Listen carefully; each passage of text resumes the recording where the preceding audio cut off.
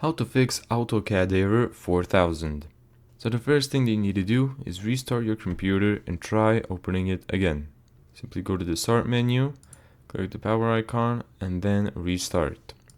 Next, what you need to do is run the installer as administrator. Simply just go to the AutoCAD installer, right click, and then run as administrator. If that doesn't work, make sure you repair the Autodesk installer.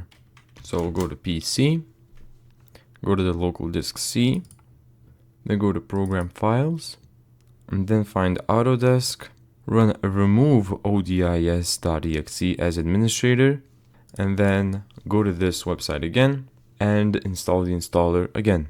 The other thing that you can do is check the public documents folder, because AutoCAD requires the public documents folder. Go to PC, go to the local disk C, go to users and public, and here you go, we can see public documents. Next thing that we can do is delete the temporary files. So press the Windows key and R at the same time, type in %temp%, then go to OK, then select all of these files, right click, and then delete them. After that, run the installer again. Thank you so much for watching this video. If you found this tutorial helpful, make sure to give it a thumbs up and subscribe. And as always, see you in the next video.